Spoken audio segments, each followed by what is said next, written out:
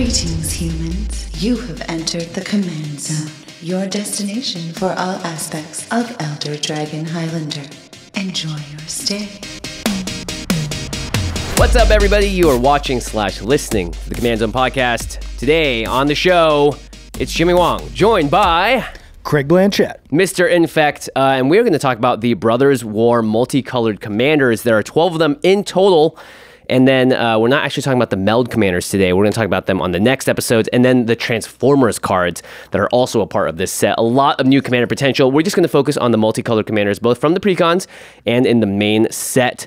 12 of them. This is going to be a long episode, so get ready because cardkingdom.com/command is our sponsor. And that means if you want to take up any of these commanders and buy any of the cards that you need from the show today, you can just use that affiliate link and you'll get direct you right to the Card Kingdom website. I love shopping from Card Kingdom because I can put all of the cards into a single thing. When I'm shopping, you know, I don't want to get 30 pieces of mail, and I don't want to also have to track every single one. So the convenience of shopping from a single place is really a huge benefit, and cardkingdom.com/command is the place to do so. They've got some great shipping. They also have great customer service, and they're going to have a lot of the cards that you need. Their grading is really high quality. You're going to get the cards you want. You're going to be able to put it into your deck and just play it right then and there, and not have to sit there and contact USPS because you have no idea where 3 of the 20 packages you just ordered are. I was just going to say that happens way too often.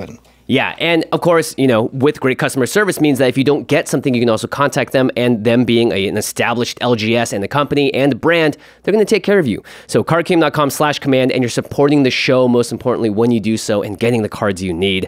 Our next sponsor is ULTRAPRO.com/command. ULTRAPRO product you can find almost anywhere in any local game store. If you're supporting your local game store by buying ULTRAPRO product, you're also supporting us in a weird kind of roundabout way. You can also just go directly to ULTRAPRO.com/command and visit their store online. They'll often have, for instance, the secret layer arts on the brand new playmats and the deck boxes and sleeves and all that good stuff. They have great dice.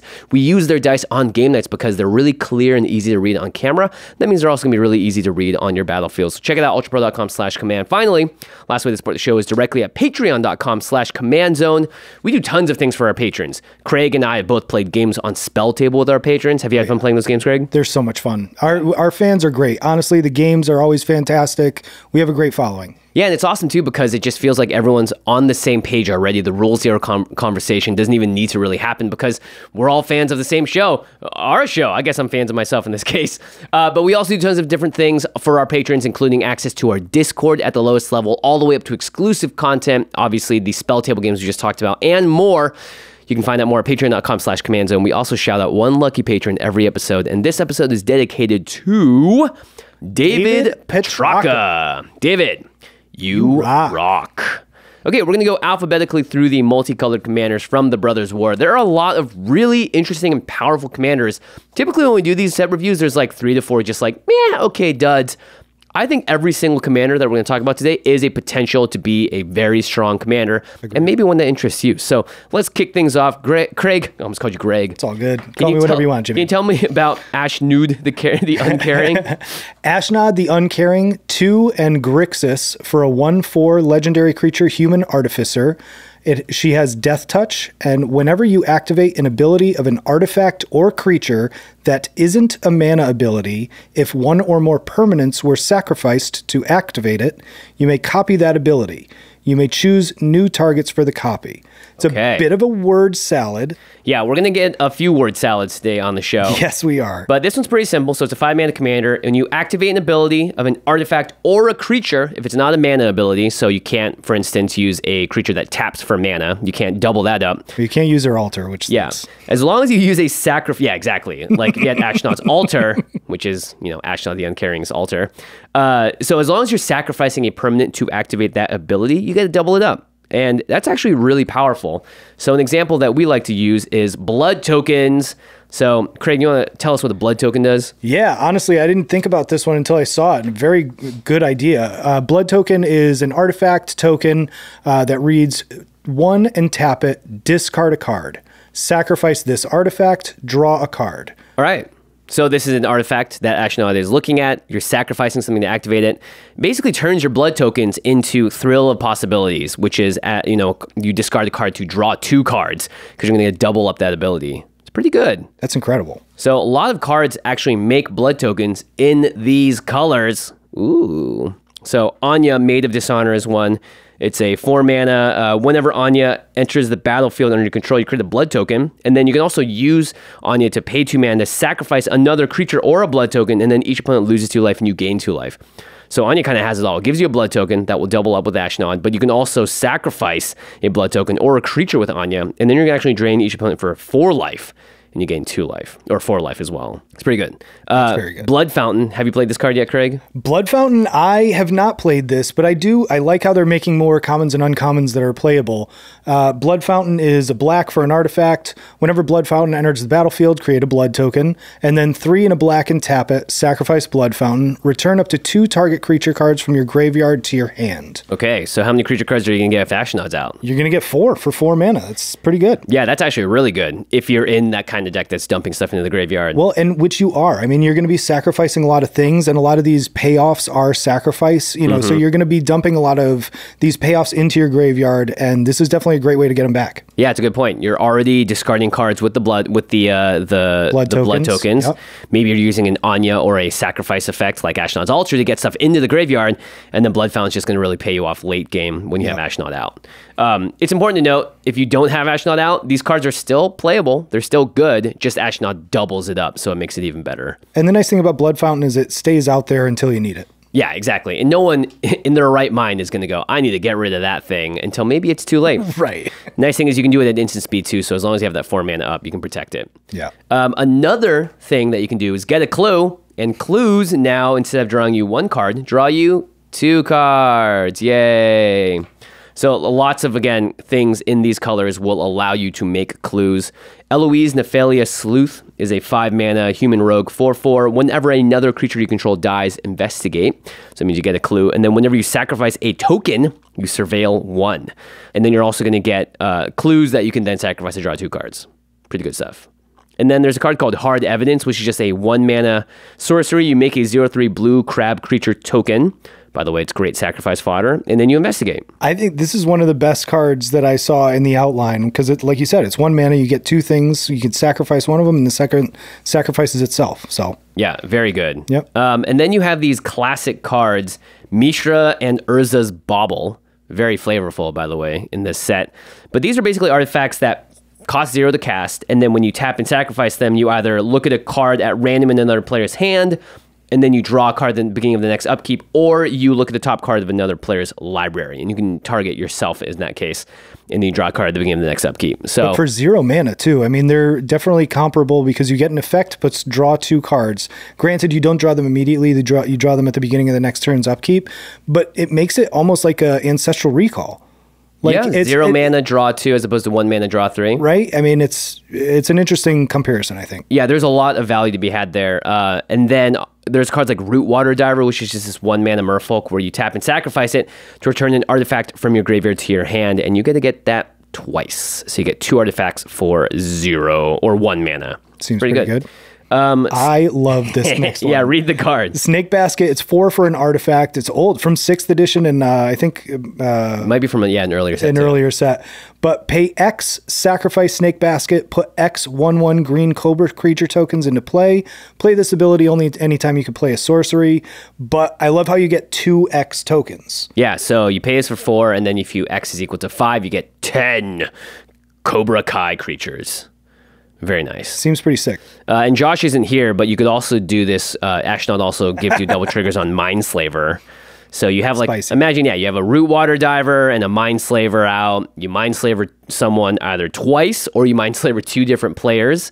And then you use the Root Water Diver to get it back and do it all over again. So that seems like a easy way to make everyone hate you. Yeah, exactly. You're going to be playing 3 of the 4 turns. Yeah, no one's going to like it.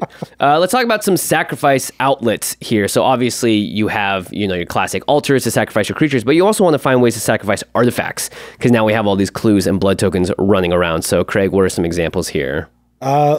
Laureen, the Diversion. She is a 2 and a red for a 3/3 legendary creature human rogue. Partners with Kamer, the Plunderer.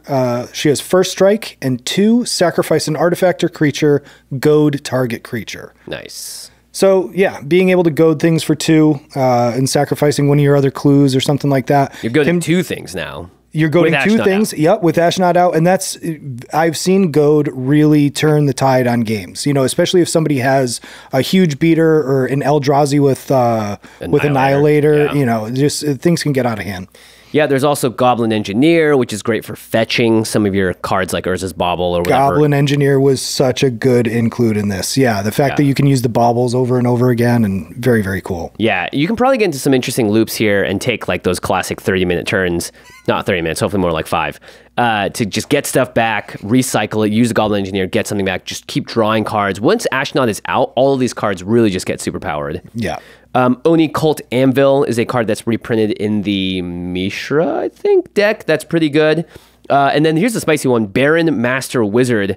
This is a 1/1, and you pay 2 to sacrifice a permanent and return target creature to owner's hand. So 2 mana, sacrifice a clue or a blood token, bounce 2 things is pretty darn strong. Just also the power creep, 3 mana for a 1/1. Later we're going to get to 2 mana for a 3/3.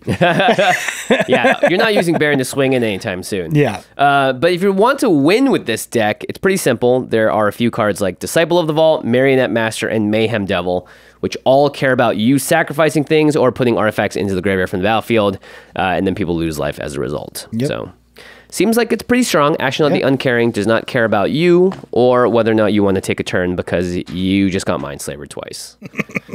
All right, next up we have Hajar, Loyal Bodyguard.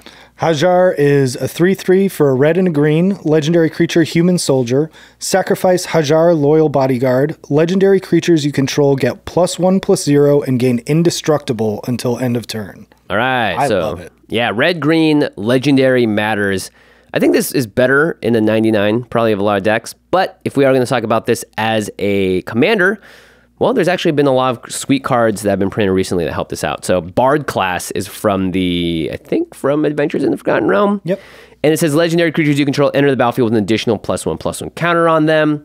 And then when you level this up, legendary spells cost red and green less to cast, and this only reduces the amount of colored mana you pay. So you actually cast Hajar for free if you Bard class out and level up once. Yep. And then when you get to the 3rd level, whenever you cast a legendary spell, exile the top 2 cards of your library, you may play them this turn.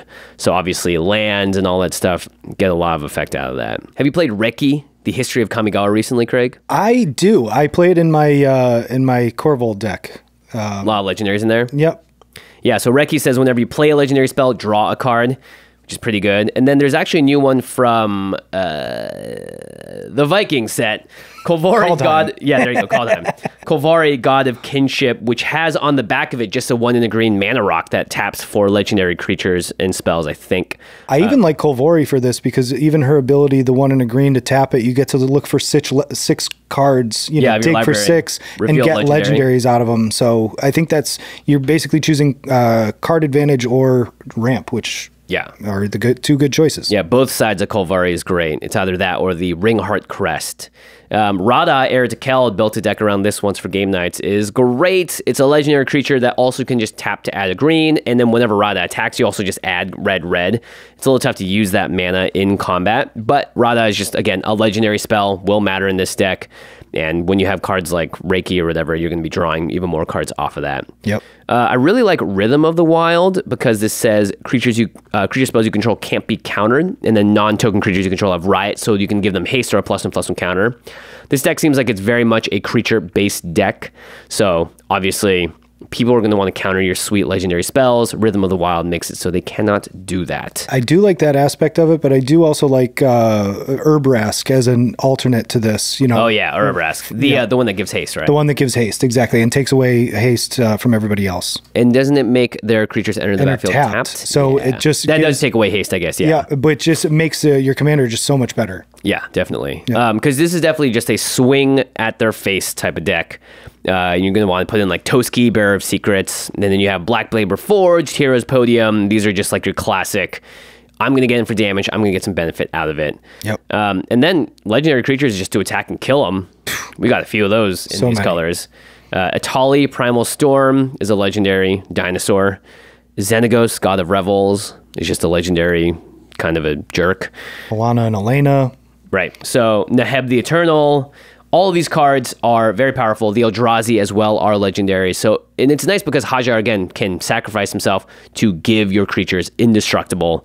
So it's kind of cool to have, like, maybe you're running a board wipe. Maybe you have, like, a Blasphemous Act and a Hajar out. You can use the Blasphemous Act, sacrifice Hajar, and you already have a bunch of other indestructible creatures in there, like Toski or whatever. So then you can see where the win con's coming in. You're just turning them sideways and smacking people with it. There's a lot of legendary creatures that do very mean things, and making them indestructible.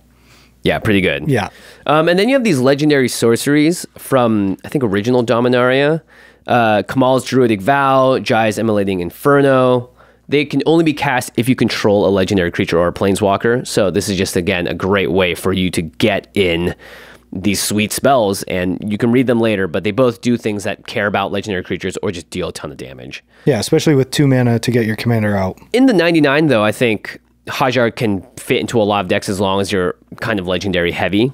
So it's not like one of those cards that just give out, like, you know, Heroic Intervention that give all your creatures indestructible. But in this case, you got like Joda the Unifier, which is all about legendary creatures. That one makes sense. Minsk Beloved Arranger makes a legendary 1/1, Boo. And then you got Ur-Dragon, Sisay Weatherlight Captain, Samut. Yep. All these are just, I think, very possible places to put in Hajar and have fun. Yep. And Hajar a lot of fun. Okay. Let's move onwards to a blue-white inclusion here. It's Harbin, Vanguard Aviator. All right. Another 2 mana, white and a blue for a 3/2 legendary creature, human soldier. It has flying, and whenever you attack with 5 or more soldiers, creatures you control get +1/+1 and gain flying until end of turn. Ooh. I like how it's all the creatures that you control and not just the soldiers. Right. Right. And you, by the way, you don't even need to attack with your commander to do this. You just can have the effect happen as long as you're attacking with 5 or more soldiers. Very cool. So yeah, at ease, soldier. There's unfortunately not much in blue that helps out with soldiers. Blue's more of the flying color, and white's the soldier color, so thus you can sort of see the flavor here. But white's got you covered. So let's talk about some of the cards here that just give you a ton of soldier tokens. Yeah, this one's one of my favorites from a long time ago. Darien, King of Keldor, 4 white for a 3/3 human soldier. Whenever you're dealt damage, you may create that many 1/1 human creature or white soldier creature tokens. Yeah, no one's going to want to attack you. And if you're constantly turning things sideways to give them flying and +1/+1 until end of turn, then pretty good. And you can use things like yourself. You know, if you have a Mana Vault out or something like that, or a Mana Crypt, you can use that damage that it's dealing to you to then create soldiers as well. Yep. And then you have like Hero of Bladehold or Breemaz, King of Oresco. These are all creatures that when they attack, make more of your wonderful little 1/1 soldiers creature tokens.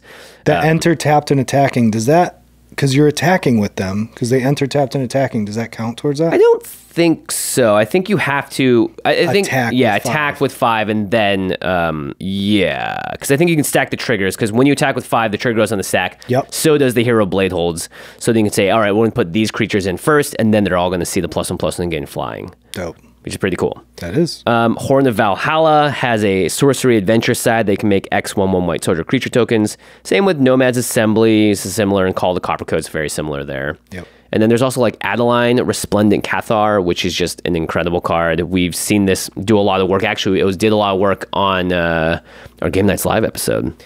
All right. If your commander is a soldier payoff, there's plenty of other things that help, that say like, great, please cast more soldiers. Captain of the Watch. Give your creatures, soldier creatures, +1/+1 and have vigilance. Daru War Chief. A lot of these cards I've just never really played or seen before. Well, the War Chiefs were a cycle back in, what was that, Onslaught or something like that, and they typically make your spells of that class cost 1 less, and then they give them +2/+1 or +1/+2. This one's great. I mean, for 4 mana, you're buffing everything +1/+2, and all your soldiers cost 1 less. Yeah. Like, granted, you're making a lot of soldier tokens, so that the first part isn't as relevant, but, you know, your Captain of the Watch now costs 5, which is pretty one good. of the best cards in the deck, so yeah. Yeah, and like if you're giving +1/+2 to, let's say, 5 soldier tokens, they all become 2/3s, and now if they're all attacking, they become 3/4s. So that's 3 times 5. That's 15 damage in the air with a card like Daru War Chief out.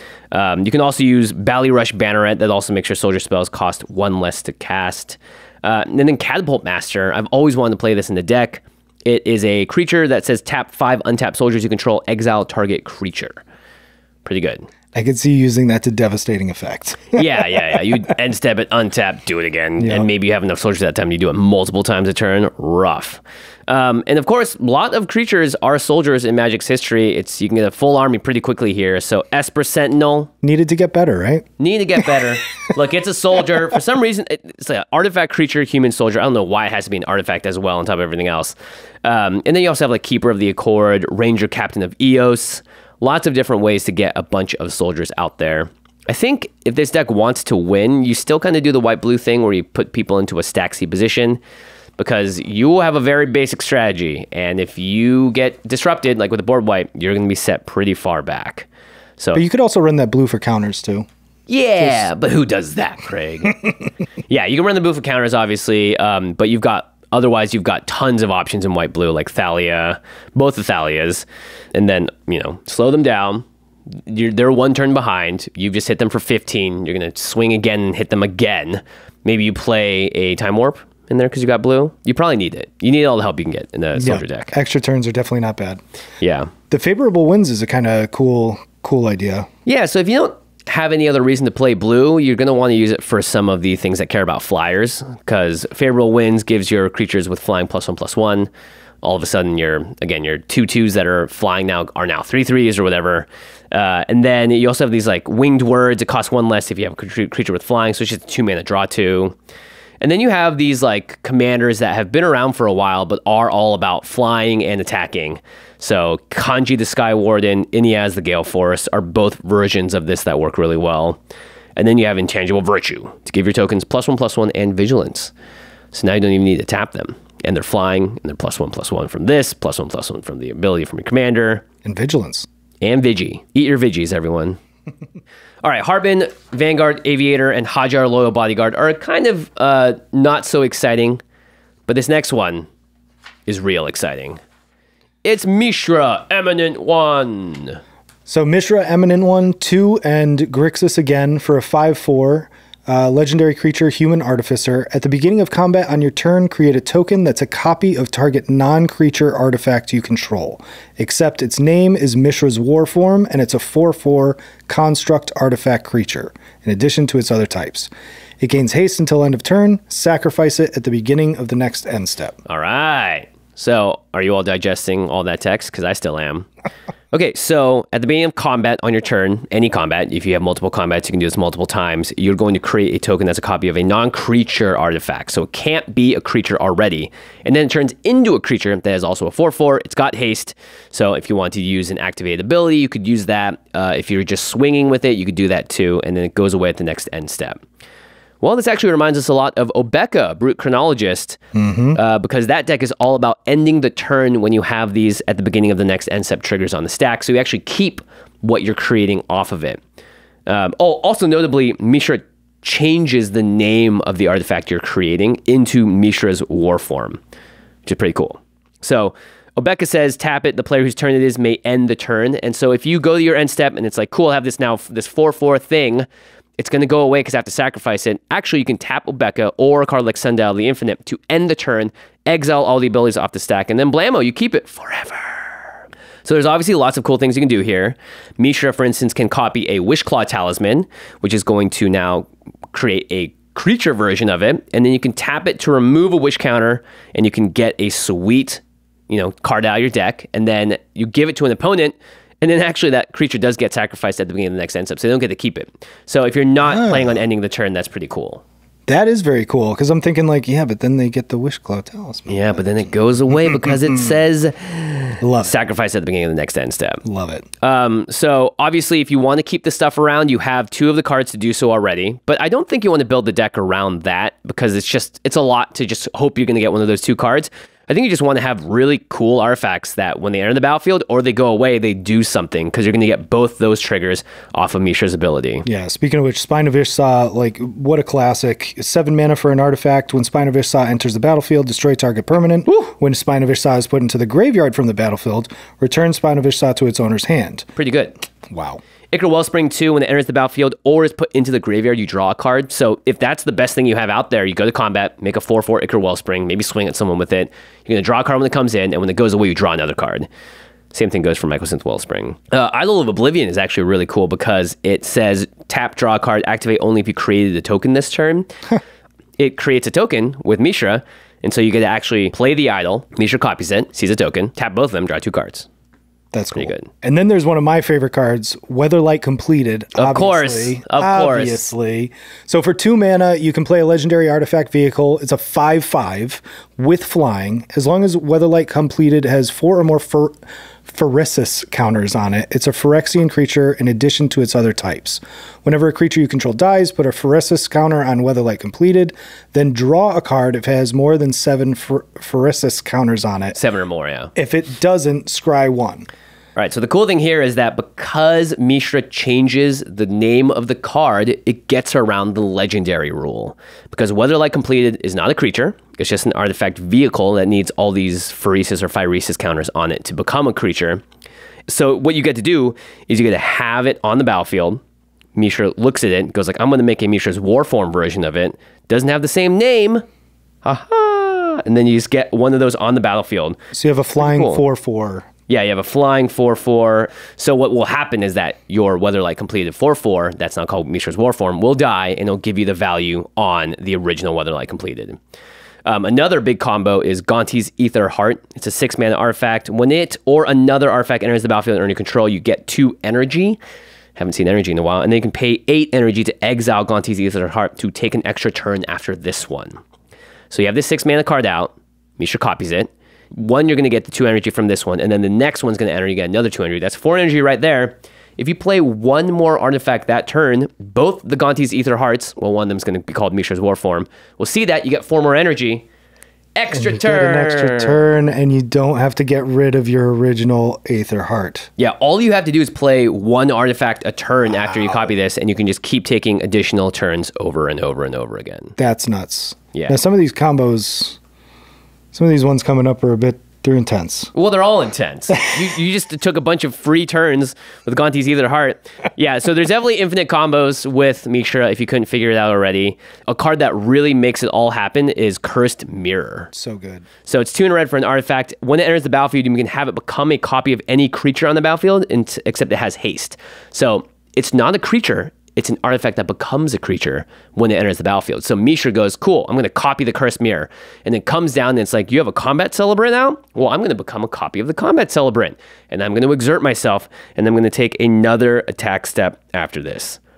You go to that next attack step. Mishra's like, hey, at the beginning of combat on your turn, what do you want to copy? I want to copy that Cursed Mirror again. That Cursed Mirror comes in. What does that Cursed Mirror want to copy? A Combat Celebrant. Ta-da, we did it. Yep. There's also Voltaic Construct.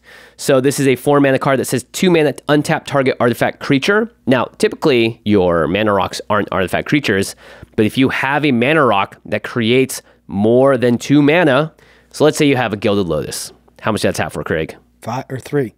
5. I'm looking at Chromatic Ori. Yeah, Chromatic Ori is also a card that obviously goes infinite here. But with Voltaic Construct out on the battlefield, you create a copy of your Gilded Lotus. It's now an artifact creature that taps for 3. You tap it for 3, and then you pay 2 to the Voltaic Construct to untap target artifact creature. Untap it. What do you have? You got infinite mana. You got infinite mana, man. Yeah, of any color. That's great. Yeah, pretty good. And then if you have Aggravated Assault out, you can copy a Chromatic Ori, Josh Lee Kwai's favorite card, and then you can use that mana to pay for Aggravated Assault to untap, to have another combat step. Mishra's going to trigger again.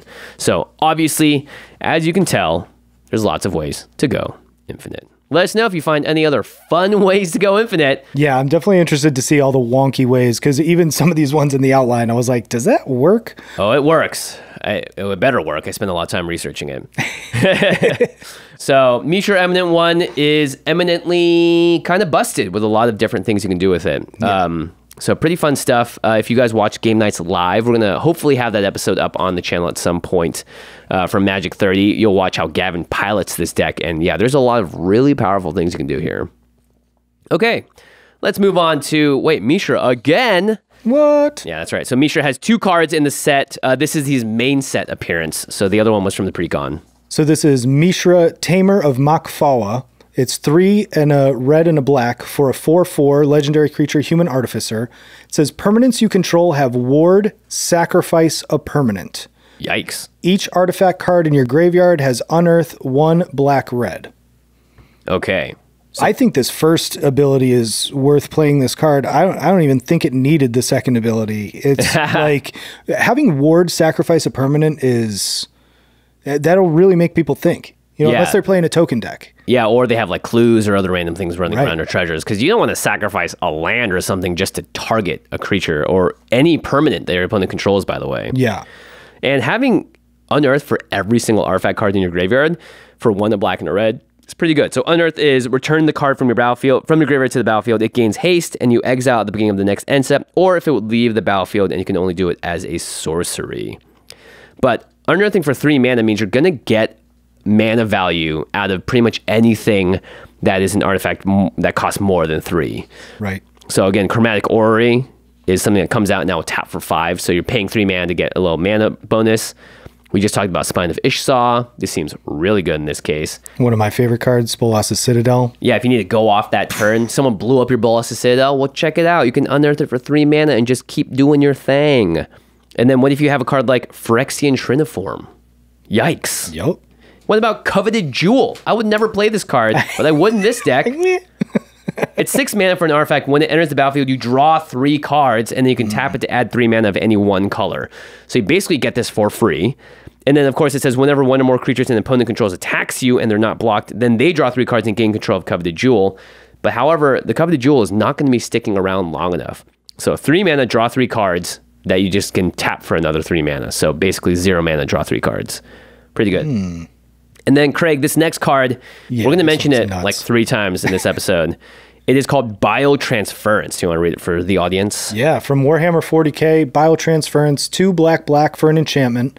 It says creatures you control are artifacts in addition to their other types. The same is true for creature spells you control and creature cards you own that are not on the battlefield.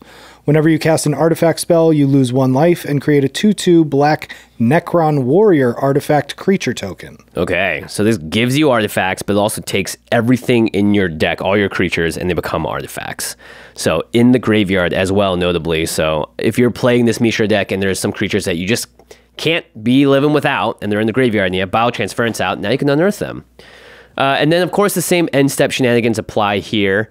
So if you have a Sundial of the Infinite, it's going to be able to stop your unearthed permanents from going away. Yep. I do believe they still retain the text, though, that if they would leave the battlefield, they get exiled instead. But let's say you have Sundial of the Infinite in the graveyard. If you unearth it with Mishra, then that same turn, when that trigger goes on the stack, you can use your unearthed Sundial of the Infinite to stop it from happening. That's spicy. It's pretty cool. It. And then I think at this point, you're just looking to get cards into your graveyard. Yep. Obviously, Black-Red's got a ton. Stitcher Supplier, Entomb, Buried Alive, Milliken. A new card, Convergence of Dominion. Really cool. You want to read it, Craig? Yeah, I don't think I've seen this one. So played it on the Game Nights episode to great effect. All right, so Convergence of Dominion. 3 mana for an artifact. As long as you control your commander, activated abilities of cards in your graveyard cost 2 less to activate. This effect cannot reduce the mana in that ability's activation cost to less than 1 mana. And then it has 3 and tap it, mill 3 cards. All right, so this mills cards for you, but it makes your unearth now just cost black-red, which is pretty good. Pretty sweet. Pretty sweet. So Convergence of Dominion, again, 40k has a lot of stuff for artifact decks, specifically in the Necron deck. Yep. Though, you know, what you said in the beginning, though, Craig, is you're just going to play this in a deck that you don't want people to target your stuff, right? Oh, totally. Yeah, absolutely. For 5 mana to be able to just kind of do whatever you want, it seems legit. Like, I'm definitely putting it in Rakdos, for sure. Yeah, Rakdos. And then we just talked about Obeka, Brute Chronologist, as a card that, again, already is doing the end-of-turn thing. Yep. You might even be able to use Mishra as, like, the hidden commander there and make it an artifact deck. Salis Ren is also like a artifact deck. You just need to have a red partner. Togo seems pretty fitting. And there's actually a new Transformers card. Everyone loves Transformers, right? Universes Beyond. This card is called Flame War Brash Veteran. It's 1 black and a red for an artifact creature robot. It's a 3/2, and on the front side it says more than meets the eye, so you can pay black-red instead, and you cast a card Converted, which goes onto its back side. So let's read the back side, actually, before we read the rest of the card. The back side is a cool motorcycle. It's Flame War Streetwise Operative, And it says living metal, as long as it's your turn, this vehicle is also a creature. It's a 2/1 with menace and death touch. And it says whenever Flame Ward deals combat damage to a player, exile that many cards from the top of your library face down. And you put an intel counter on each of them. And then you convert Flame Ward back to its other side. So if I hit you for 2, you exile 2 cards from your library face down. And then they get these things called intel counters. Okay. And then when you flip it, you have this card that says sacrifice another artifact, put a +1/+1 counter on Flame War, and convert it. So this is if you want to get it back to the other side, you sack an artifact.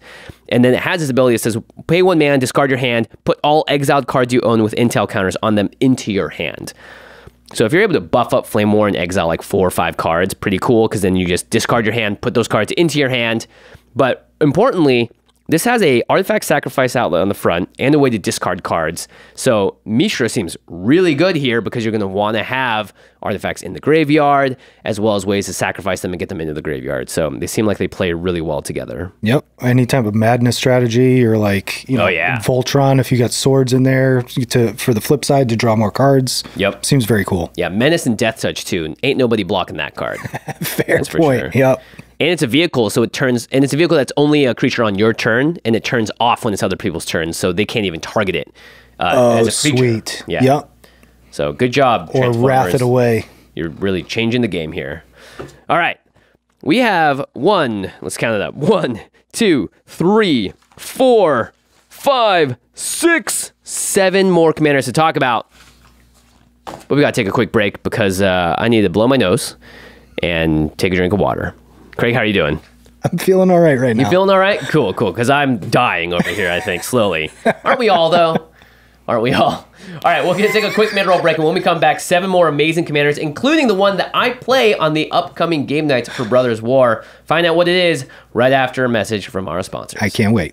The holidays are coming up, and that means there's plenty of shopping to do. Now, a lot of us have friends and loved ones with pretty specific hobbies, and it can be hard to find that perfect gift. Yeah, but with Etsy, no interest is too obscure. Etsy has plenty of special presents for everyone on your list, and they're ready to ship for the holidays. You can shop for jewelry, decor, or personalized gifts, and it's especially good for Magic players. They've got tons of awesome gaming accessories, from custom deck boxes to incredible card altars. We even used Etsy to make the Game Nights Live championship belt. Now that's about fit for a champion. With Etsy, it's easy to find gifts that are truly meaningful and for all budgets. Plus, you're always shopping directly from makers, so every purchase supports a small business. A gift from Etsy just really feels thoughtful. And as they say, it's the thought vessel that counts. And if they don't say that, they should, because it's a good mana rock.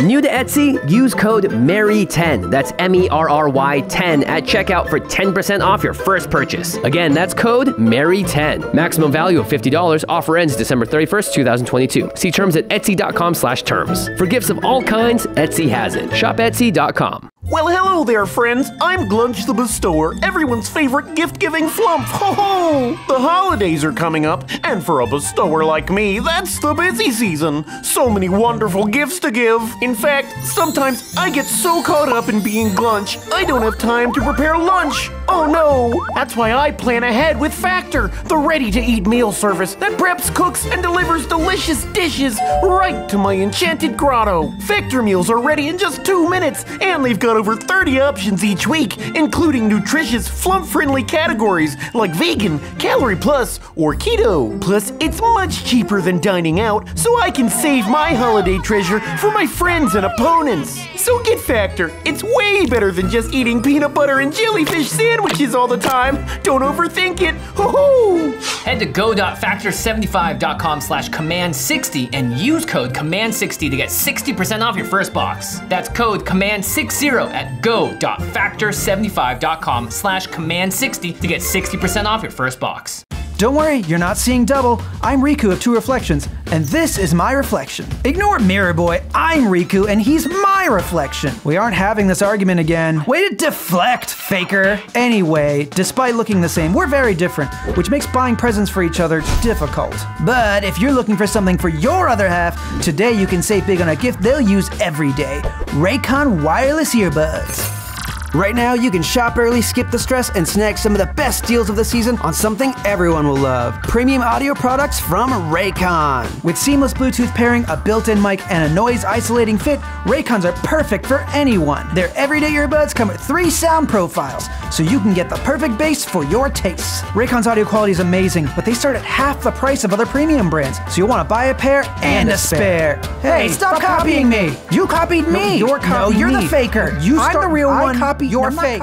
Right now, go to buyraycon.com/command and use code EARLYBF to get 20% off site-wide. That's 20% off any Raycon product, which almost never happens. Or save even bigger and get 30% off Raycon's exclusive holiday bundles. That's code EARLYBF at buyraycon.com/command for 20% off your Raycon purchase. Again, buyraycon.com/command. All right, welcome back, everybody. I've blown my nose. Cold season is here. Don't worry, Craig, I'm not infectious. It's all good. Can confirm you sound better. I'm in that like second phase of a cold where it's just like the snot's like, it's our time to shine. And it just fills up your nose like crazy. All right, let's read this next card. It is Queen Kayla bin Krug. Oh yeah, so 1 white-red for a 2/3 legendary creature human noble. 4 and tap it, discard all the cards in your hand. Then draw that many cards. You may choose an artifact or creature card with mana value 1 you discarded this way. Then do the same for artifact or creature cards with mana values 2 and 3. Return those cards to the battlefield. Activate only as a sorcery. What do we think, Craig? I mean, it's kind of confusing. Right? Like, you could have applied that sentence to almost every commander we've talked about this episode, by the way. Yeah. It is a little confusing, but what Kayla bin Krug does, by the way, this is the commander I play on the next game nights, is it allows you to put your whole hand in the graveyard, and then you look, all right, did I discard a artifact or a creature with mana value 1? Yes. If you did, then you put it on the battlefield from the graveyard. And then it does the same for 2 and 3. So you could discard your hand and put up to 3 cards from the cards you discarded onto the battlefield with mana value 1, 2, and 3. That's pretty crazy. You could also just do it for 2 or just for 3 or just for 1. So it just depends on what you have in your hand when you discard it. Totally. I think the return those cards to the battlefield was what kind of threw me because they weren't on the battlefield. So the word return threw me a little way. But one of the first cards in this, you know when you first start playing Commander and you're like, oh man, I broke the game. I found the card. This first card was, when I first started playing Commander, I thought I broke the game with this card. All right, what is it? It's called Library of Lang. All right. It is old. Yeah, it's old, but it actually has become really relevant recently because it basically makes sure that you don't have to discard something you don't want to. You can put it instead on the top of your library. Yep. It also says you have no maximum hand size, not as relevant, but what's the second part of this say? So if an effect causes you to discard a card, discard it, but you may put it on the top of your library instead of into your graveyard. Okay, very cool. Another card that does a similar thing is Currency Converter. It says whenever you discard a card, you may exile a card from your graveyard, and then you can tap it, put a card exile with Currency Converter into your graveyard. If it's a land card, you create a treasure token. If it's a non-land card, you create a 2/2 black rogue creature token. So these are, again, just ways to get extra value off the cards you're discarding. Because sometimes, I playtested this deck a lot, sometimes you'll have a hand and it's like all 3 drops. You're like, oh, crap. Well, I don't want to discard all these 3 drops. You know what I'm going to have? Library of Lang is out. Now, when I discard the cards, I'm going to choose these 3 drops to put back on top of my library, so then I can just draw them again. That's cool. Yeah, and use Kayla again as well. Currency Converter, A+ on card design too. Yeah, definitely a very cool card. And it's important that both of them say you may. You don't want cards that automatically do something when you discard them, because then you don't have as much control over them.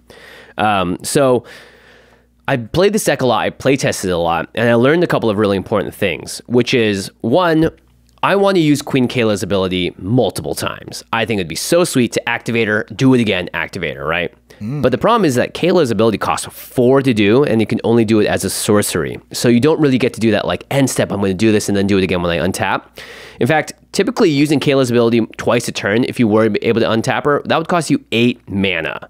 So it's actually not what you want to do. You don't want to have an untapping effect like 1,000-Year Elixir, which allows you to untap a creature and do it again. Because that just costs too much mana. You're probably not going to be able to pull it off. Yep. Instead, you're better off using effects like Battle Mage's Bracers or Illusionist Bracers. Yep. Both of these are effects that allow you to double up an activated ability by paying a little bit of extra mana with Battle Mage's Bracers, or you just automatically do it with Illusionist Bracers. So if you have that, let's say you pay 4, you tap her, you discard your hand, return the cards to the battlefield, draw, let's say you had 5, draw 5, then you immediately discard those 5, return to the battlefield, draw 5 more? Yep. So if you had 5 cards in hand, you just saw 15 cards. Yeah, you just saw 15 cards, and you potentially put up to 6 cards on the battlefield with Kayla's ability. Yeah. Yeah. That's Same thing goes for positive. like Rings of Bright Hearth, right? These are just ways to do it that don't cost another 4 mana. And I think when you're using Kayla as well, you don't care as much if you miss on having a 1-drop or a 2-drop, but you definitely want to have a 3-drop because you're just getting, again, 4 mana for a 3-drop is not the worst value, but you're at least doing something. If you're just putting out 1-drops with Kayla each time, they're not going to be as impactful, not going to be what you want to do.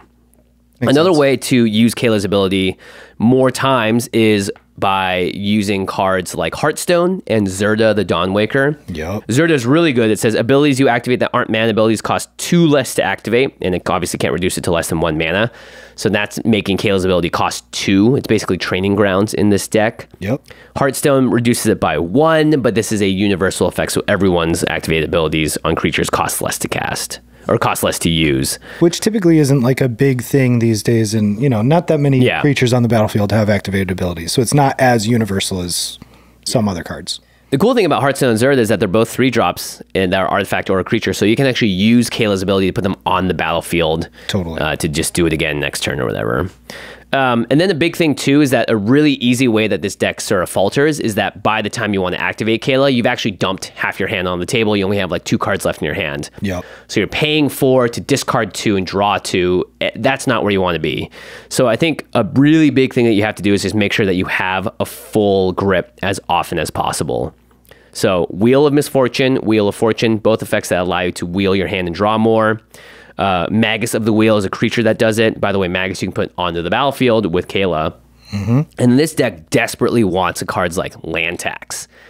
Land Tax seems legit in this. Right? Yeah, because you're just dumping and then you're like, oh, they got more lands. I'll draw 3 more. And then that's good. You're in red-white. You're probably not going to get more lands than the green player at the table. So you're always going to be triggering Land Tax.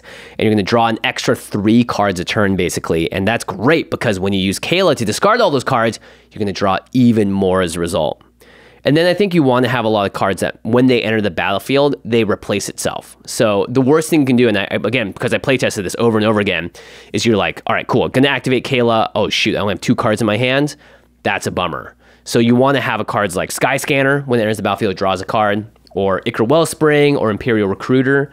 That way, when you play them, you're keeping your hand size the same, and then when you activate Kayla, you're able to just go again, and you have more cards to look at, more hits, possibly. Yep. Card draw seems incredibly important in this. Yeah. I see what you're saying. And then there's a lot of value to be made and to be found. One of my favorite cards is Grinning Ignis. So can you read this one, Craig? Yeah, of course. Grinning Ignis, 2 and a red for a 2/2 creature elemental. Pay a red and return Grinning Ignis to its owner's hand.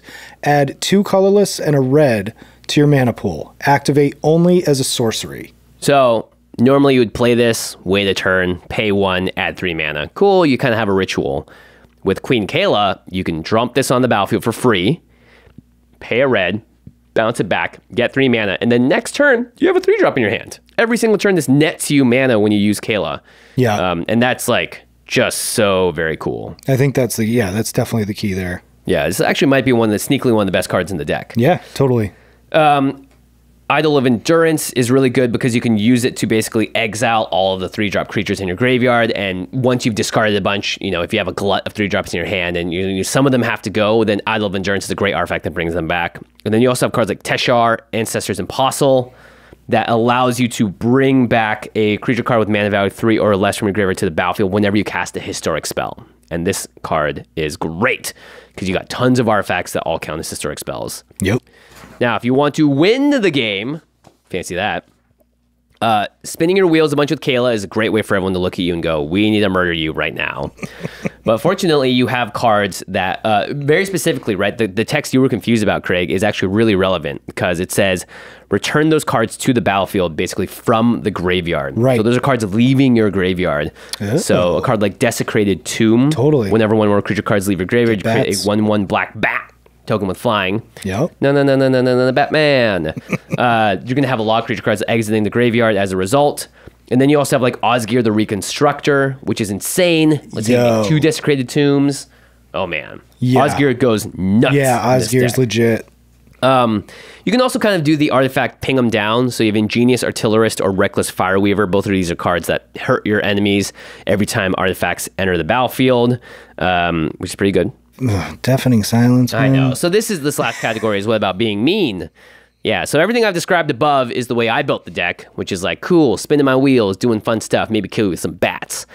But if you want to play Kayla in a way that is not so fun for your opponents, then there's a more competitive and mean build that is basically about locking your opponents down. So these look mean. Do you want to read them, Craig, how mean they are? Sure. All right, so Deafening Silence, 1 white for an enchantment. Each player can't cast more than 1 non-creature spell each turn. All right. Archon of Myria, 2 and a white for a 2/3 flying. Each player can't cast more than 1 spell each turn. Non-basic lands your opponents enter the battlefield tapped. Magus of the Moon, 2 and a red, 2/2. Non-basic lands are mountains. So there's more? Oh, there's definitely more. Oh. Read the rest of these. Do it. God. Everyone at home, cover your ears. Don't let the children hear. Oh, please don't play this against me. Thorn of the Amethyst, 2 for an artifact. Non-creature spells cost 1 more to play. Yeah. Trinisphere, 3. As long as Trinisphere is untapped, each spell that would cost less than 3 mana costs 3 mana to cast. Winter Orb, 2 for an artifact. As long as Winter Orb is untapped, players can't untap more than 1 land during their untap steps. Yeah, so this is the mean way to play the deck, which is you know that you're getting tons of value off of Kayla. Instead, your opponents can't cast stuff because you're not casting stuff, really. You don't care about Deafening Silence. You're activating your commander over and over again, and that's how you're going to win the game. Ugh. Yeah, big ugh. And then you just search for some kind of win con in these colors, and you figure it out. Don't necessarily play the deck like this. Please don't. Well, look, you can. I'm not stopping you. No one's stopping you, really. Boros stacks. Yeah. I mean, a lot of times that's kind of the way Boros has to go to try and actually win the game, is just stacks them out. But yeah, it's definitely a rough time. All right, let's move on to the next commander. That's Queen Kayla bin Krug. Obviously spent a lot of time on it because I built this deck and I spent a lot of time goldfishing it. So I prefer the less mean version, but the real mean version does still exist. And there's probably some blend of the two as well. Because again, the moment you activate Kayla once and dump 3 things, people are all going to go, oh, right, we got to kill you now. Yep. Especially if one of those things is...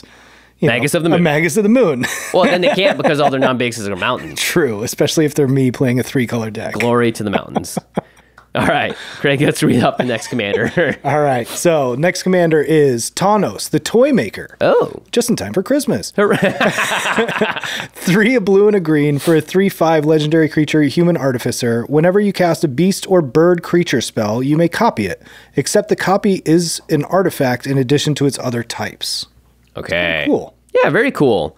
So a lot of people were like, this is just a better Volo guide to monsters. Volo is 2 green and a blue whenever you cast a creature spell that doesn't share a creature type with a creature you control or a creature card in your graveyard, copy that spell. Volo lets you be a little more wide with the number of creatures and types of things you're casting, but a lot of people have also been talking about do you know about the mutate build of Volo? I don't, but I do know, Volo, I tried to build him back in the day, when he came out, and he is a tricky build. A lot of the things that you want to not share creature types, share creature types, right. So the mutate build of Volo was a deck that I think was pretty popular on Arena for a bit. But the idea being that, well, first off, a lot of the mutate cards are beasts or birds, which is really cool. So you're going to get that copy trigger from Tawnos. But mutate is an alternate casting cost. So the card is still cast, and Tawnos will still double it, but it mutates onto the same creature. So you get basically 2 of the mutate stack on the same creature. What? So any of the creatures that care about how many times this creature has been mutated upon actually does a big fun stuff thing. So can you read Auspicious Sterix? Yeah. Specifically the second line of text? This sounds awesome. So Auspicious Sterix, 4 and a green for a 6/6. The second ability, whenever this creature mutates, exile cards from the top of your library until you exile X permanent cards, where X is the number of times this creature has mutated. Put those cards onto the battlefield. Right. So when you mutate Auspicious Sterix, Tanos is going to copy it, and then you're going to get 3 total triggers for the first time that you cast it, because it's going to mutate once and then it's going to mutate again, and then both of those copies are going to see the mutate happening. So it's 2n plus 1, where n is the number of mutate cards.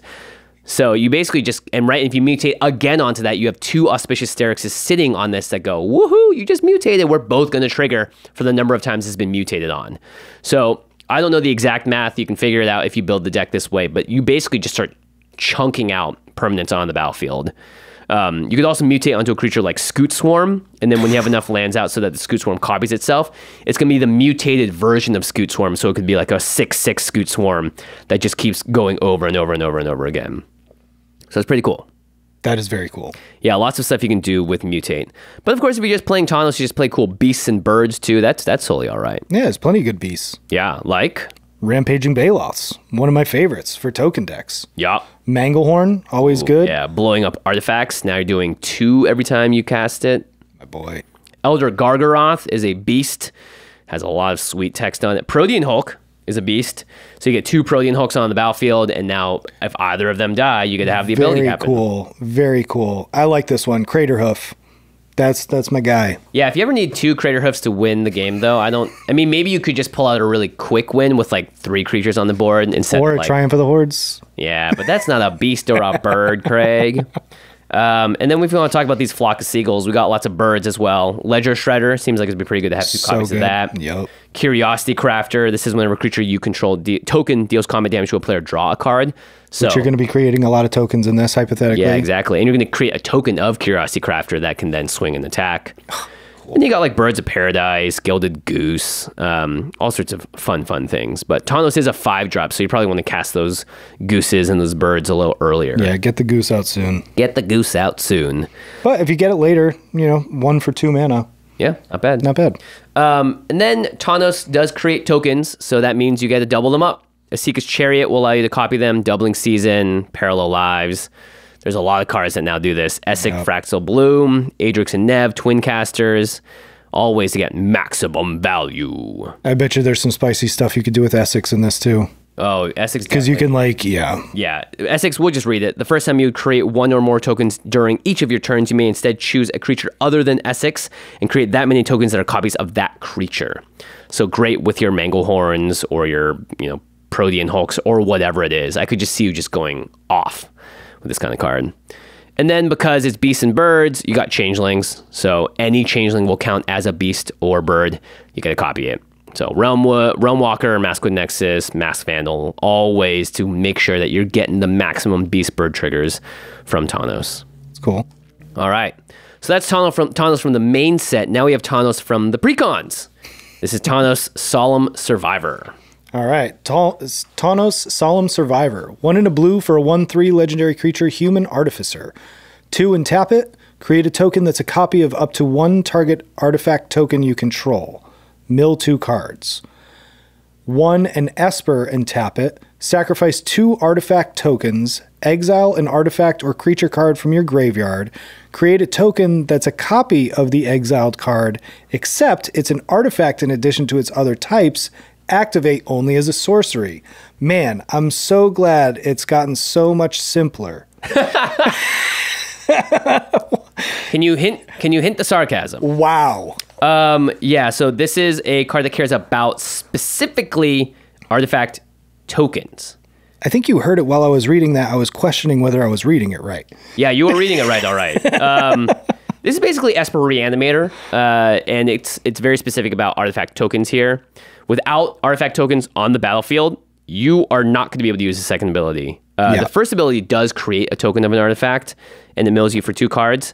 So that's sort of the very slow way of playing Tanos. You play it, pay 2, copy a thing, untap it, pay 2, copy a thing, untap it, then pay 4 mana, sacrifice those 2 things you copied, and then you can copy an artifact or a creature from your graveyard. They've made so many different artifact tokens in the past couple of years, though. Yeah. And a lot of, evergreen ones that have become Pretty treasures, ubiquitous, yeah. clues, Yep. blood. Those are all Necrons. Necrons. Yep. That's right. That's right. And then if you have a card like Academy Manufactor out, this is if you would create a clue, food, or treasure, you make all of them instead. So this triples up basically any of your clue, food, or treasure token makers. And because you're an Esper, there are actually a lot of different ways to make these tokens. Yeah. So Pitiless Plunderer is a really popular one. They need to reprint that. They do, absolutely. Revel in Riches. Canoptic Scarab Swarm is a new one from 40k. When it enters the battlefield, exile target player's graveyard for each artifact or land card exiled this way.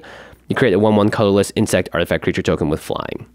So more food for Tawnos to sort of crack and make into something. You have like Mirror Battlesphere as well. That's going to make you a ton of tokens. Yep. I do love myself some Mirror Battlespheres. You're in white, so you can play Anointed Procession. That actually seems really good because when you create the token copy with Tawnos' second ability, you get 2 of them. I feel like it might be a little bit of a false flag. It might be a bit of a, like, too good to be true. Why? I've found this in a lot of token decks. When you play the token doublers, you're taking out the spot of a token creator. And oftentimes you need the token creator more than you need the token doubler. Right.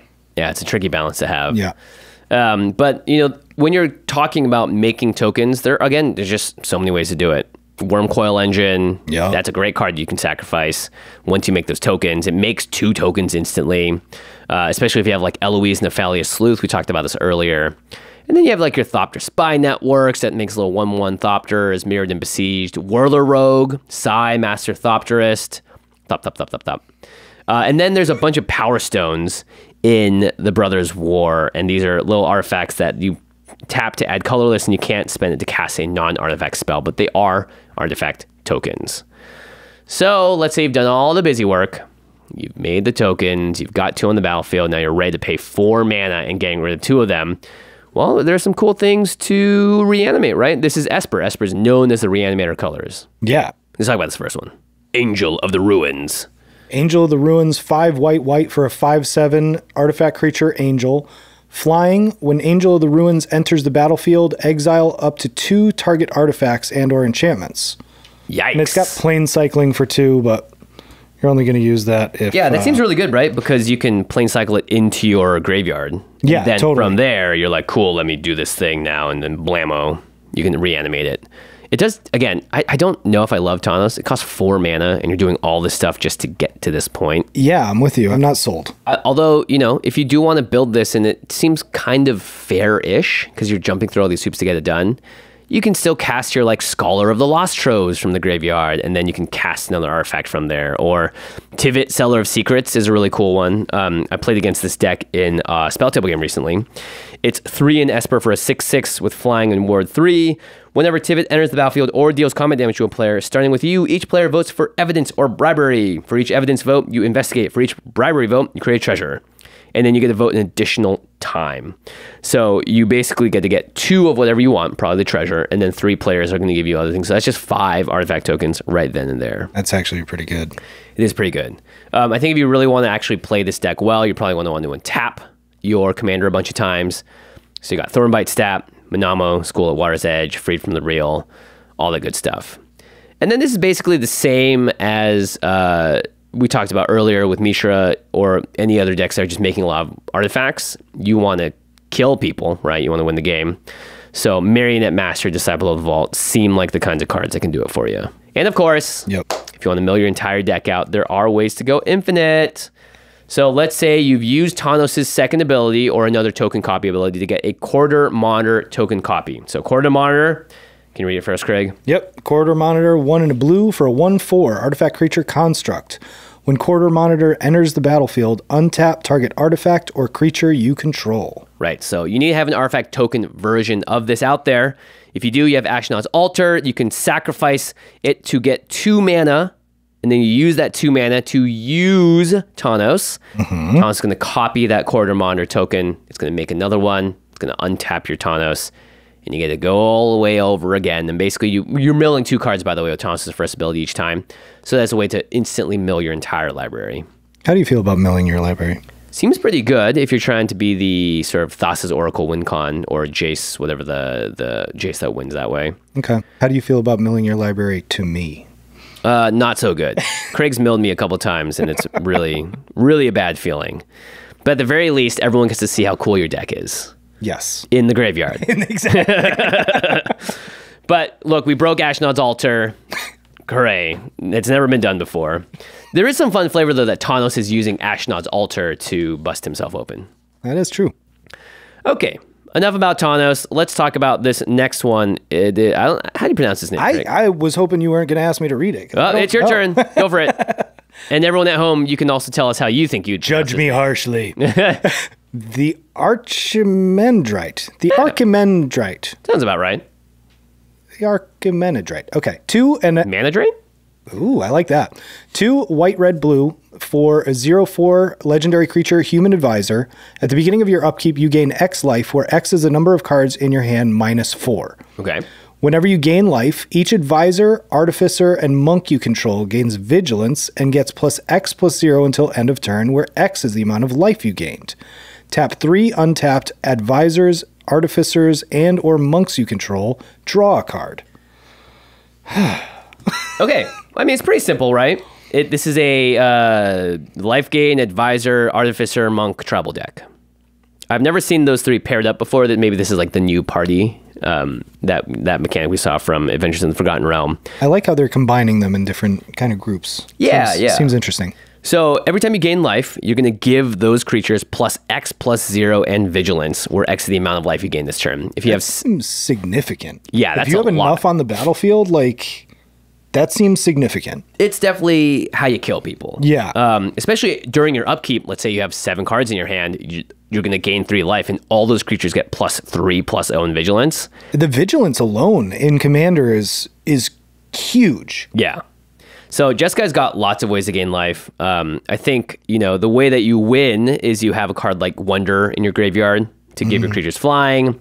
And this reminds me a lot of a card that I loved killing people with back during Concept Arcade days, which is Flying Crane Technique, which untaps the creatures you control and they gain flying and double strike until end of turn. So if you give your creatures +3/+0 and then they gain flying and double strike, you're probably going to kill someone. You revenged me with Shu Yun with that after I milled you. Oh yeah, Shu Yun, that's right. Shu Yun's a great card in this deck too. He's a monk.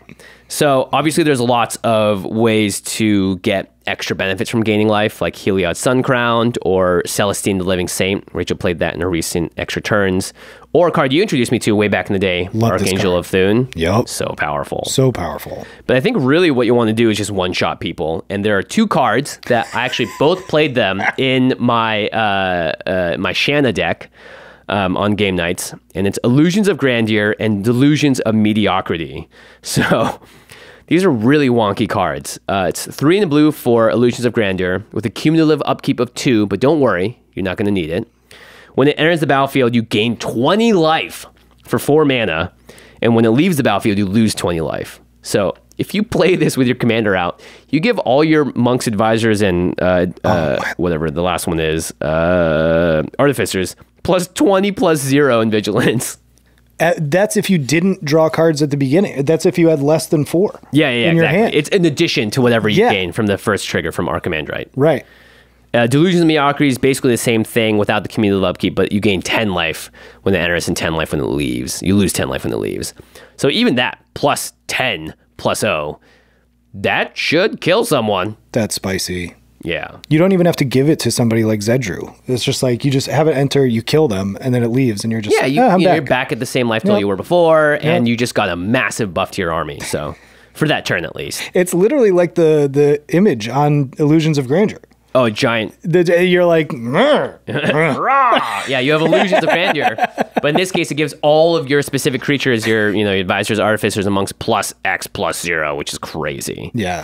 Tons of advisors that are very playable. So this just seems like play the best of each class. Hercule Master Wizard is a new card. Let's read this one because this is actually pretty cool. Yeah, totally. So 1 blue for a 2/4 legendary creature, human wizard advisor. At the beginning of your end step, if you've cast a non-creature spell this turn, reveal the top 5 cards of your library. For each card type among non-creature spells you've cast this turn, you may put a card of that type from among the revealed cards into your hand, put the rest onto the bottom of your library in a random order. Right, so if you cast an instant, a sorcery, and an enchantment, you look at those cards, you can choose an instant, a sorcery, and an enchantment from among them and put it into your hand. Can I just again say, love the card design. Card design incredible lately. The words. Can we put so less many words on the card? Yeah, I watched your brain start to ooze out of your ears at the end there. My lord. But that's an advisor. Hercule, legendary creature, obviously really cool. Very cool. And then you've got Loyal Retainers, Imperial Recruiter, Ledger Shredder. Oh man, another Craig classic. Oh man, they just reprinted it too. Grand Arbiter, Augustin the 4th. Yeah. I have taken this apart. It was a mean deck. It was a mean deck. Yeah, weren't you earlier saying to not play Magus of the Moon? And you had built a Grand Arbiter deck. I did. This basically says your opponent's spells all cost 1 more to cast, as though there's like a permanent Rhystic Study on the battlefield or something. And then your white and blue spells cost 1 less to cast. But it's an advisor. So, if you have this guy chonk you in the face for like 15 damage, it's pretty cool. Also, a fan favorite, Glenn, the voice of calm from The Walking Dead, is also a human advisor with Skulk. And then whenever he deals combat damage to a player, draw cards equal to his power. So if you're able to get this thing flying, give it plus 20/+0, you're going to draw a ton of cards. Oh, yeah. Okay. And then Artificers, well, there's plenty of them. We're not going to read all the card text. We're just going to give you some names. It's kind of cool because it feels like you're actually playing a very thematic Brothers War deck now because you have Felden of the Third Path. You've got Urza, Lord High Artificer, Brudiclad, Tokor Engineer, Whirler Rogue. Those are all Artificers. Pretty cool to see them swinging out with Glenn from The Walking Dead. And then when it comes to monks, well, you're in Jeskai. There's tons of them, including Shu Yun, who we mentioned before. Yep. Elshi of the Infinite, Ishai, Ojutai Dragon Speaker. Lone Missionary, great card, 1 in the white, when it enters the battlefield, you gain 4 life. Just seems like exactly what you want to do in this deck. Yep. Sarah Ascendant, another Craig classic. Oh, yeah. Oh, yeah. Oh, yeah. Those early days. Yeah, and you're probably going to have 30 or more life because this deck is all about gaining life. And now this thing has +5/+5 in flying and whatever life you've gained on top of that. Someone's going to live the dream too, and they're going to be like under 30 life and then play the Delusions of Mediocrity or Illusions of Grandeur. Oh, yeah. And then swing with it, Sarah. Yeah. That seems pretty sweet. To then gain themselves back up to 30+. So now, if you 6/6. have Rock's Faithmender out with Illusions or Delusions of Grandeur, that's a wombo combo because now you're gaining twice as much life. So you're going to gain 40 life and only lose 20 when you lose 20, yeah. Yeah.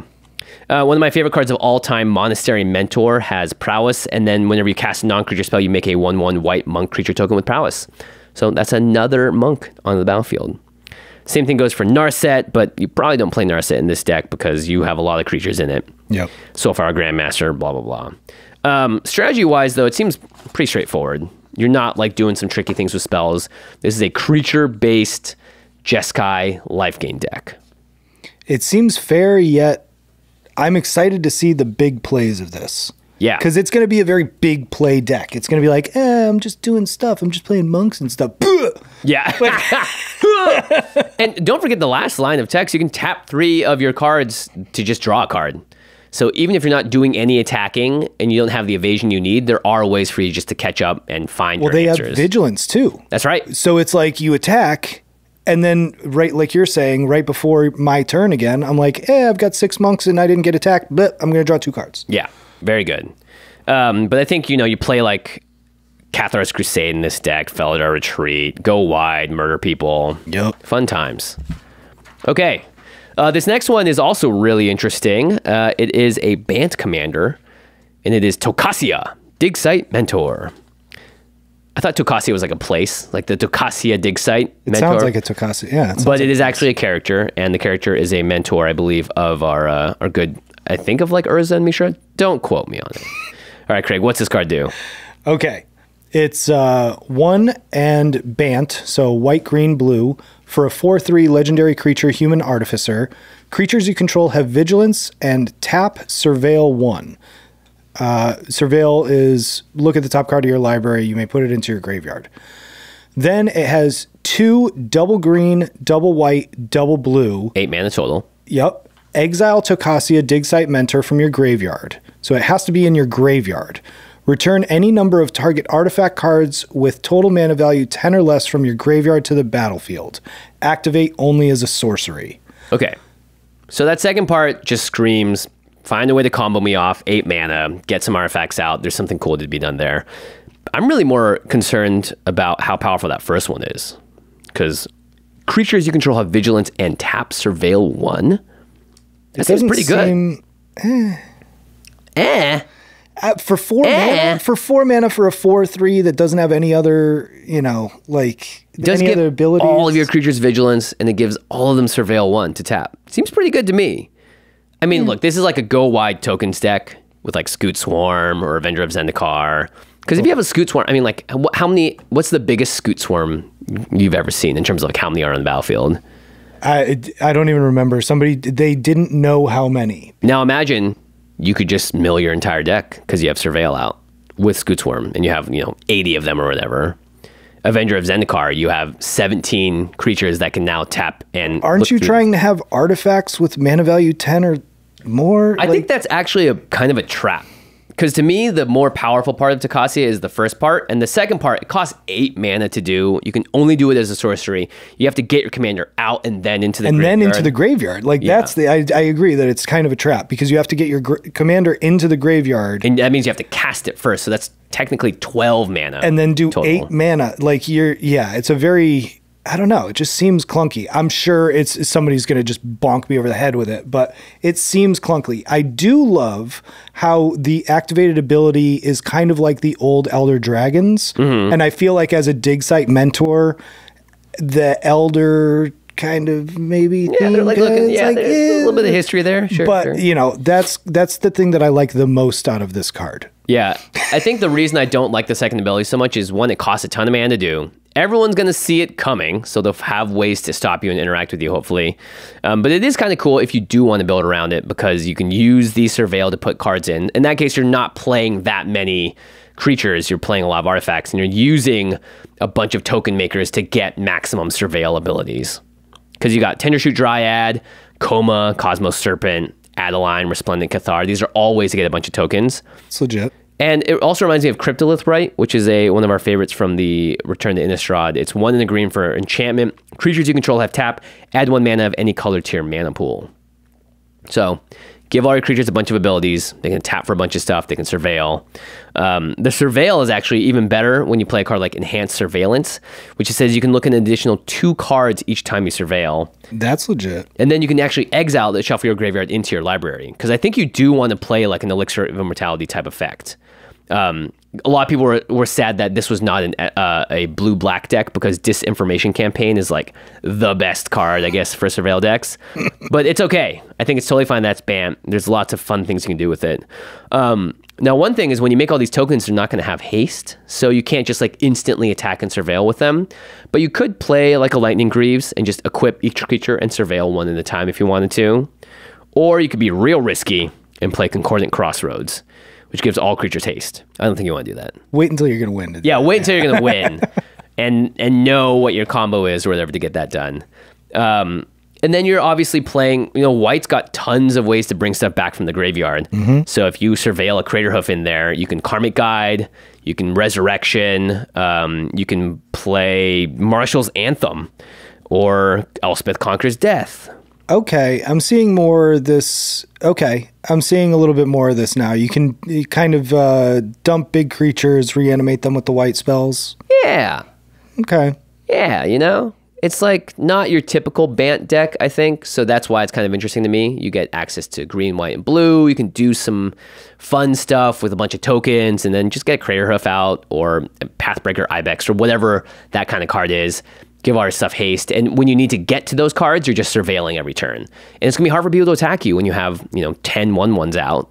So you're going to get the chance to just sit there. You can even block with it and then surveil in response. So you get some value out of it at the very end.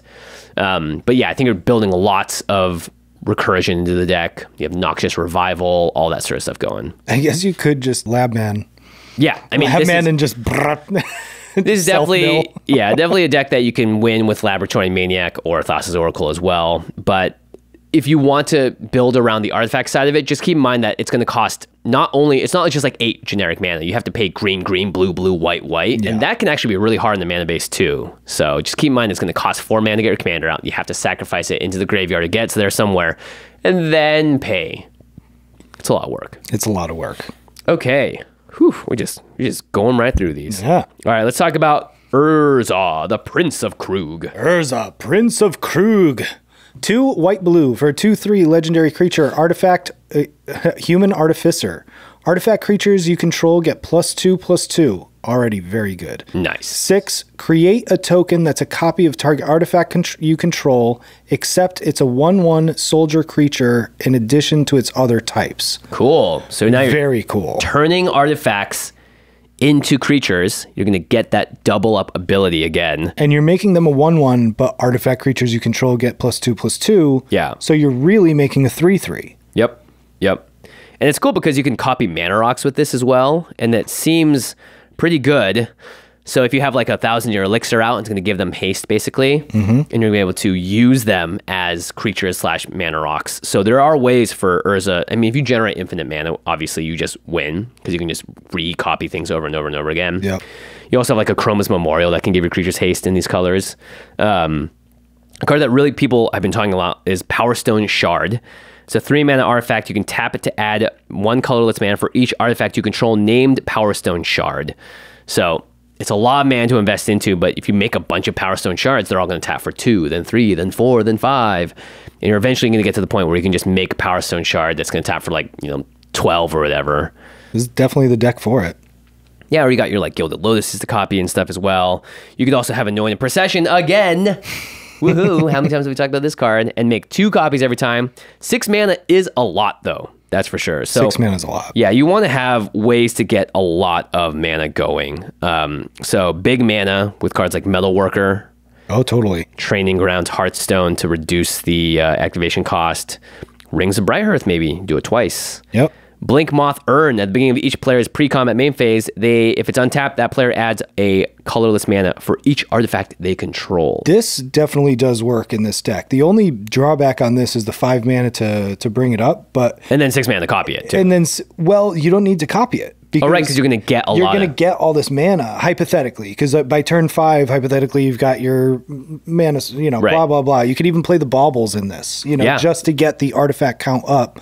It does count for everybody, but you're running an artifact deck. So the Blink Moth Urn, I've used this before in other artifact decks. It can do great things. Yeah, and you just make way more mana than your opponents are making. Yeah. And then I guess you just want to double up cool, powerful cards. Wormcoil Engine, Triplicate Titan, Phyrexian Triniform. If you find a way to get those on the battlefield and play, whatever it is, 6 mana to copy it, you're gonna probably be in a winning position. But this is a deck that demands that you have a lot of mana. So that's the biggest thing to just keep in mind. Which, if you're playing a lot of artifacts, hypothetically, you're playing a lot of rocks, right? Yeah. And of course, again, this is the kind of deck where you can probably find a way to go infinite in some way, and not that interesting, but it is still powerful. Totally. So, and how much did he cost again? Or is it only 4 mana? Yeah. That's legit. And if you find some other cool combos out there, let us know. Again, I think the interesting thing is you're turning non-creature artifacts into creatures.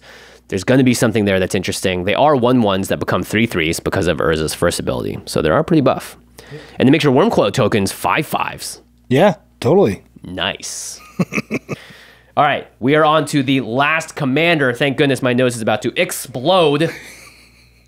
It's Urza, Chief Artificer. Also from the pre-cons, Ashlyn played this during Game Nights Live. Craig, take it away. Oh, yeah. Oh, son of a gun. Urza, Chief Artificer. 3 white, blue, black for a 4/5 legendary creature, Human Artificer. Affinity for artifact creatures. Artifact creatures you control have menace. At the beginning of your end step, create a 0/0 colorless construct artifact creature token with this creature gets +1/+1 for each artifact you control.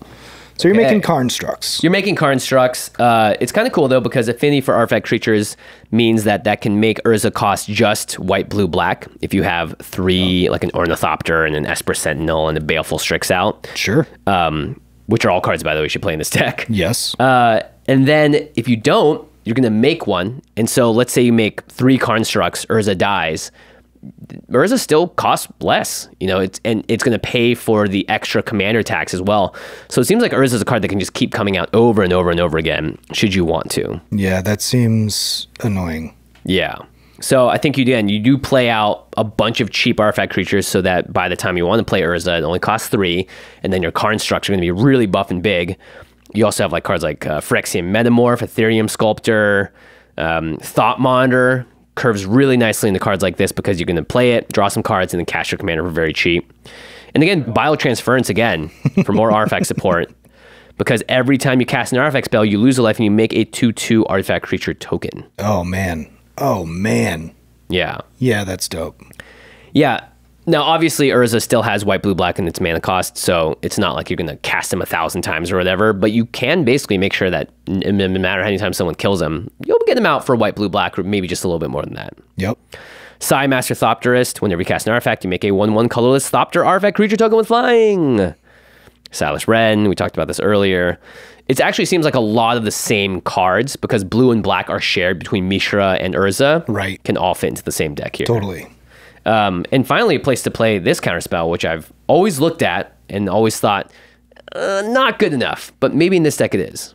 Access denied. 3 blue for an instant. Counter target spell. Create X 1/1 colorless Thopter artifact creature tokens with flying, where X is that spell's converted mana cost. Converted mana cost. Don't you mean mana value, Craig? Mana value. Michael Synth Golem is really good. I think Affinity in general is just really good in this deck because you're already playing all artifacts. Totally. And then Michael Synth Golem gives your other artifact creature spells affinity for artifacts too, so it's going to make them cheaper as well.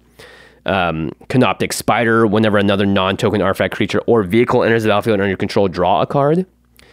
And then Rise and Shine. Oh, yeah. This is like a win condition in this deck. Or if you're, for instance, just playing like the vehicle build of Urza Chief, you know, driver, I guess. Rise and Shine is a sorcery. It turns a non-creature artifact into a 0/0 artifact creature, and you can put 4 +1/+1 counters on it. Or you can overload it for 4 blue to turn all of your non-creature artifacts into 4/4 creatures. And that's probably going to be the way you win the game. Yeah. And it was a preview card for the Command Zone. That's right. Rise and shine, everybody. So yeah, that's Urza Chief Artificer. Compared to Mishra Eminent One, which one do you think is a little stronger? Mishra was the first card, one of the first cards we talked about. I think Mishra is more my style, but I think the artifacts and affinity for artifacts may be stronger. Right, because you're just going to get a lot of... Right, like Mishra wants to play a bunch of stuff, but maybe in this deck, because you're doing everything with affinity, everything costs a lot cheaper, you can go off a little faster. Maybe. Yeah, I think this is faster. Exactly, yeah. Yeah, cool. All right, well, that does it for the multicolored commanders from Brothers War, not including the crazy meld ones. We'll talk about those much more deeply in another episode because they are pretty sweet. These were dope, though. Yeah, they're right. That's what I said in the beginning. Like, a lot of these are like, wow, there's a lot of cool, powerful things here. And who would have thought with that much text? Yeah, who would have thought? Yeah, I don't think flavor text is going to exist anymore at a certain point. It's going to be on the back of the card. Yeah. One thing that I thought was really interesting, Gavin mentioned this on Twitter, which is, you know how they changed converting mana cost to mana value? That's saving on a bunch of characters, right? You're changing what it is so that you can put more on the card or hopefully reduce it. Instead of whatever the text is behind flying, like this, whatever, it just says flying, right? So there are keywords. And right now, I think he's trying to think of what are other ways to simplify card text. For instance, enters the battlefield. Is there a way to say that in a more elegant way that doesn't take 3 words that are pretty long? Not but battlefield and enters. So if you can think of stuff like that in the comments, let us know, because I think that's a really interesting thing to think about, because we talked about all sorts of different things. I think activate only as a sorcery, there's a way to change that into some sort of keyword or something that doesn't have to have all that text. It just makes it a little more simple. That they could definitely keyword that. Yeah, I think something out there is going to happen. If you have ideas, feel free to tweet at Gavin or just let us know here. And, you know, who knows? Maybe your idea will help make it into a future Magic set. Is that what they've been doing with the you know how on 40K they have the ability and then it explains it out? I don't think so. I think that's just for flavor, but no, I don't remember any of those names. But there is something I believe in the future. It makes sense, right? Activate only as a sorcery or activate only during your turn. There's going to be something that could make that a little easier, that fits into a keyword that makes sense. But at the same time, it's just now you got to learn more and more keywords. But Menace, for instance, is a great way to reduce the text on something that says just creature can't be blocked by unless it's playing like with 2 more creatures or whatever. Yep. Menace, very useful. All right, Craig, what is your pick of all of these for the most powerful new commander, do you think? I do actually think Urza Chief Artificer is probably the most powerful out of them. You like it? I do like it. I think there's a lot that can really be done with that. I mean, there's just so many artifacts that you can slam in there, and the artifact creatures. Right. Although Mishra is more, like I said, more the type of build that I like to build, because I like to see cool things happen. Yeah, I'm going to say Mishra is probably the most powerful out of all of these, although a lot of these commanders could vie for that, because like we talked about, plenty of ways to just win, to go infinite, to do all sorts of crazy shenanigans, and they're all up in here. Totally. What about your personal favorite new commander from the ones we talked about today? I definitely think Mishra. I think, doubling up those type of effects are... Again, I like to see big things happen. I don't mind putting a lot of mana behind things to see it happen. So, you put your mana where your mouth is, right, I Greg? do. I think so. I think my favorite is going to be Queen Calebin Krug. I built the deck. It's really fun to play. Not the stacks version of it. Craig's doing the gag, finger in the mouth gag move right now if you're not watching the video. That or maybe the Archimandrite, because I really like playing Delusions of Grandeur. Is that how you say it? I don't know. Archimandrite. Doritos. Here we go. The Dorito commander. Doritos are red, right? And blue. And what? Oh, that's right. Yeah. Are there white? There are white Doritos, right? We'll make a white cheddar Dorito. Make it. No, I feel like there is one that is kind of white-ish. The Taco Bell Doritos? No, that's just a taco shell. Those are amazing. Yeah, Taco Bell Doritos, though. Let's talk about that. There's never been something that sometimes when you see like, oh, here's this cool mashup this restaurant's doing, you're like, that's gross, disgusting, I never want to touch it. Like the McRib, like get that away from me. I love the McRib. But a Taco Bell Dorito, or a Dorito taco shell is like a dream come true for me. So yeah. I do love that. All right, well, to the listeners, sorry for that aside. What do you think about these commanders from Brothers of War? Do you think they did a good job getting the themes and the lore right? That is actually something I don't know much about, but from what I've seen online, people are really excited about the lore, and it seems to be really fitting and matching all the themes and stuff from the story. It's really cool how they made several different versions of each. Yeah, it is really cool, because now when you say Mishra, I have no idea which one you're talking about. Yep, and there's so many different things that you could do, just like with the Planeswalkers, how they're, the same character at different times in their, existence. I think it's very cool that they released them all in the same set, too. Yeah, exactly. When we started this set review, I felt like I was young Thanos, the toy maker, because magic's cool. And by the time we finished this set, I feel like Thanos, Solemn Survivor, just grizzled and beaten up by set reviews. And your nose. And my nose, yeah. You can obviously hear it. I sound like someone has just put a pin, one of those like clothing pins. They just like stuffed me right here the whole time. All right. Make sure, if you want to pick up any of these cards or these commanders or any of the sweet, cool combos we talked about, if you want to build a deck and have all the cards in a single cart and delivered to you at the same time, cardkingdom.com/command. It's so easy to go in. They have different versions of all the cards as well. They've got all the different, you can very clearly and easily pick, if you're trying to go super budget, just get the well-played versions of some certain cards, right? And you can add them all up into one cart, blammo, cardkingdom.com/command. That's our affiliate link. When you do that, you're directly supporting the show.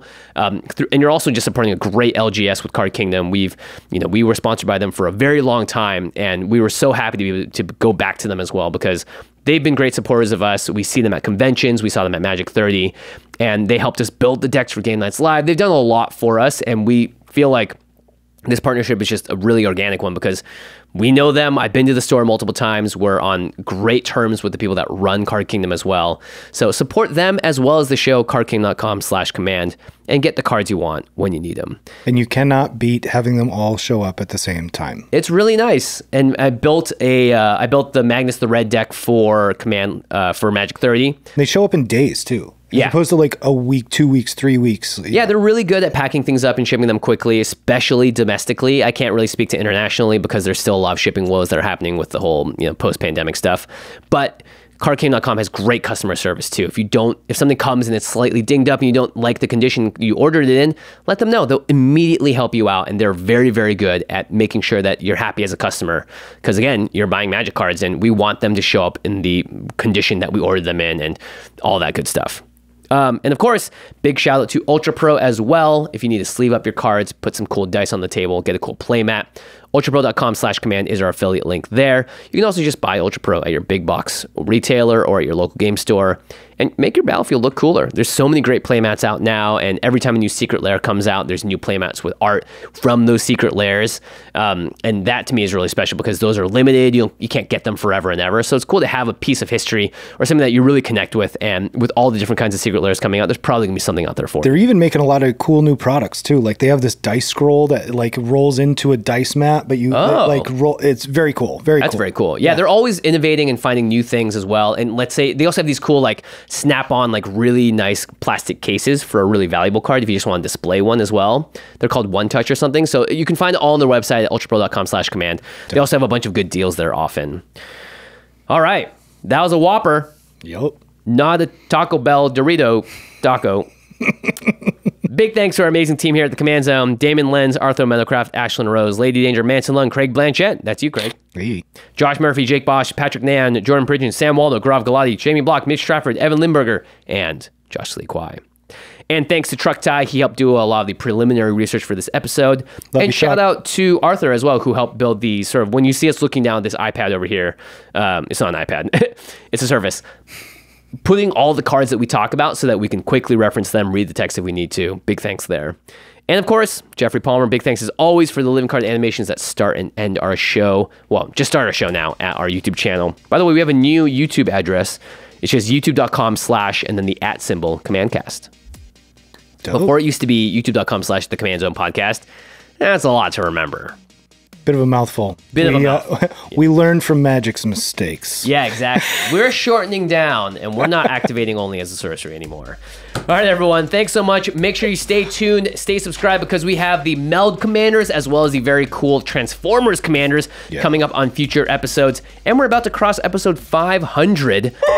Because of all the set reviews, we can't celebrate it right now, but we're going to find something fun to do in the future. If you can think of something fun for us to do, let us know in the comments. We do like to read them and see what y'all are talking about in the community. All right, everyone. Thanks, Craig, for joining me today on the show. Had a blast. We'll see you next time. Peace.